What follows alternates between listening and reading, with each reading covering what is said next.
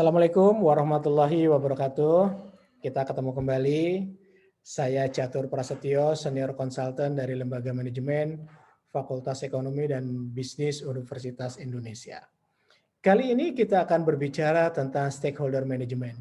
Suatu topik yang sangat menarik dan kita bisa berikan untuk durasi waktu 2 atau 3 hari. Mengapa saya katakan 2 atau 3 hari?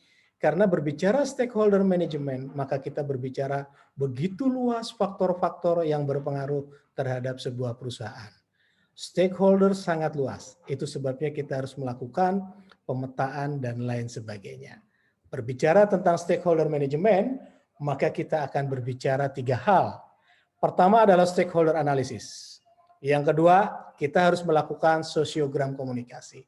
Yang ketiga, kita melakukan strategik komunikasi.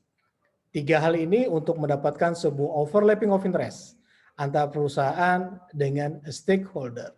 Dan 3 hal ini tidak bisa dilakukan secara parsial. Bapak dan Ibu, untuk mendapatkan satu framework stakeholder management, maka 3 hal ini kita harus lakukan.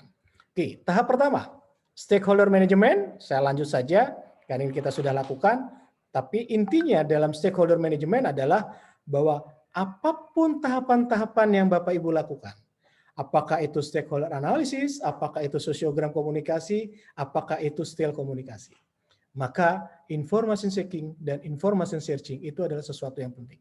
Bahwa informasi-informasi itu yang harus Bapak Ibu lakukan ketika melakukan 3 tahapan ini, sehingga overlapping of interest bisa berjalan dengan baik. Oke, kita berbicara mengenai tahap pertama, stakeholder analysis.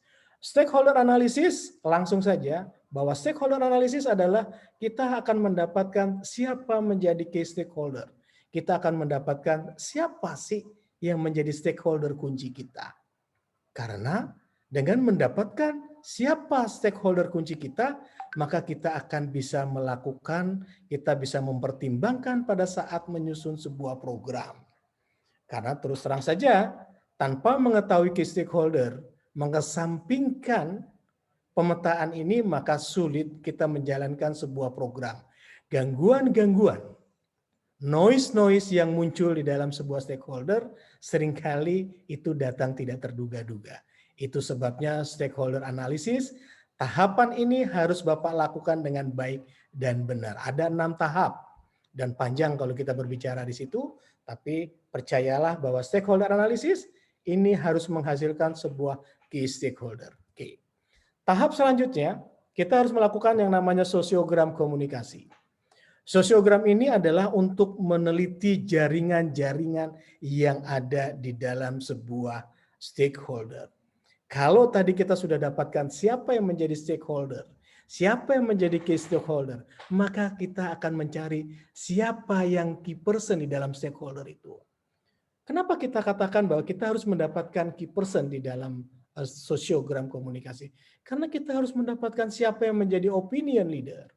Tanpa kita mendapatkan opinion leader, maka kita akan sulit berkomunikasi. Bayangkan kalau stakeholder itu berkomunikasi secara kompleks, secara satu dengan yang lainnya terikat sehingga sulit untuk mendapatkan, maka itu semua harus kita pecahkan satu persatu. Siapa yang berperan sebagai opinion leader, siapa yang berperan sebagai liaison, siapa yang isolate, siapapun yang akhirnya menjadi gatekeeper. Masing-masing kita harus paham di dalam key stakeholder tadi, masing-masing memiliki peran yang berbeda-beda. Kita harus dapatkan siapa yang menjadi opinion leader. Oke, tahap ini kita sudah dapatkan key person. Key stakeholder sudah dapatkan, key person sudah kita dapatkan. Maka tahap selanjutnya adalah, sebut saja Pak Bandi sebagai key person. Bagaimana kita komunikasi dengan Pak Bandi? Maka kita harus paham Pak Bandi memiliki kecenderungan berbicara apakah dia action, apakah dia proses, apakah dia people, apakah dia ide. Tidak bisa kita mengeneralisir bahwa semua orang akan sesuai dengan keinginan kita. Kita harus petakan siapa yang action, siapa yang proses, siapa yang people, siapa yang ide. Tentu Johari Window Theory mengatakan, petakan dulu siapa kita. Apa gaya kita? Kalau kita action, kita harus tahu Pak Bandi berbicara, dari kecenderungannya berbicara seperti apa. Kalau Pak Bandi dia berbicara dengan gaya action, maka kalau kita proses kita harus masuk ke dalam gaya action supaya terjadi satu overlapping of interest. Tanpa kita menjadi permutasian gaya dengan Pak Bandi, maka overlapping of interest tidak akan terjadi. Kalau overlapping of interest tidak terjadi, maka tujuan perusahaan menjalankan program perusahaan akan mendapatkan sebuah kendala, akan mendapatkan sebuah noise. Tapi kalau kita bisa melakukan permutasian gaya sesuai dengan apa yang Pak Bandi punya, masing-masing gaya action, maka itu menjadi sesuatu yang sangat penting. Tahapan terakhir di dalam sebuah stakeholder management adalah bagaimana kita menciptakan sebuah overlapping of interest. Scrum mengatakan bahwa overlapping of interest adalah pertautan minat dan kepentingan antara stakeholder dengan perusahaan. Maka itu adalah menjadi sebuah goal dalam stakeholder management. Maka overlapping of interest menuntut persamaan dalam hal kerangka referensi, kerangka pengalaman dari kedua pelaku. Itu sebabnya saya mengatakan bahwa tahapan-tahapan ini, stakeholder analysis, sosiogram komunikasi, sampai yang namanya permutasian gaya atau style komunikasi, maka akan tercipta sebuah overlapping of interest.